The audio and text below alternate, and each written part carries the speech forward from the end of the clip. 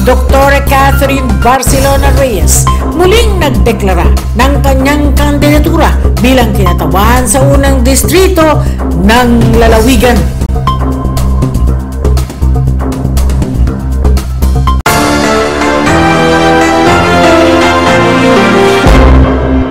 Muling nagdeklara ng kandidatura si dating 1st District Representative Catherine Barcelona Reyes para sa 2025 national and local elections. Para sa detalye ng balitang yan, narito si Shaira Galvez. Ayon kay Reyes, hindi siya magsasawang kumandidato para makapagbigay ng serbisyo sa mga kababayan, partikular sa unang distrito. Ginawa nito ang pahayag sa harap ng mga matataas na opisyal ng lalawigan at iba pang personalidad na dumalo sa announcement ng pagsasanib pwersa ng iba't ibang partido sa lalawigan para sa 2025 election. Pagtatanungin ako ng mga tao na hindi ka na napapagod, laban ka pa rin ng laban hanggang ngayon.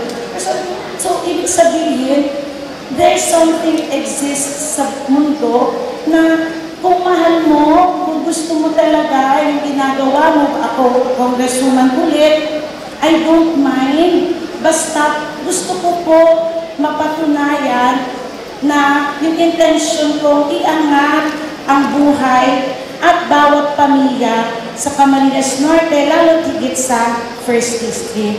At hanggang magkaroon ng ganitong pagkakataon, si Governor Dong at si Vice Governor Joseph, hindi ko inakala na magkakaroon pa ng chance muli na mapamindingan ko ulit na magkaroon ng pagkakataong lumaban para sana sa tunay na pagbabago maging congresswoman ako at in return kilalanin noon po ang aming pamilya, sila Kuya Jojo Unico, sila Kuya Raran Halgalado, sila Daddy Cesar.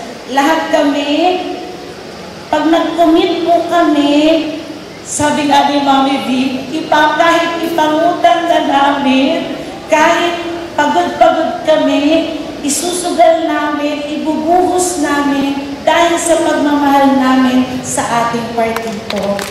Dagdag pa ng dating mambabatas, kailangan ng mga kasamahan niya sa politika ang tulong upang mapagsilbihan ng maayos ang mga nangangailangang kababayan sa unang distrito. Nitong mga nakarang taon, bagamat wala umano siya sa pwesto, ay hindi siya tumigil at ang kanyang pamilya upang makapagbigay ng serbisyo sa mga kababayan. Para sa CNTV News, Shaira Galvez.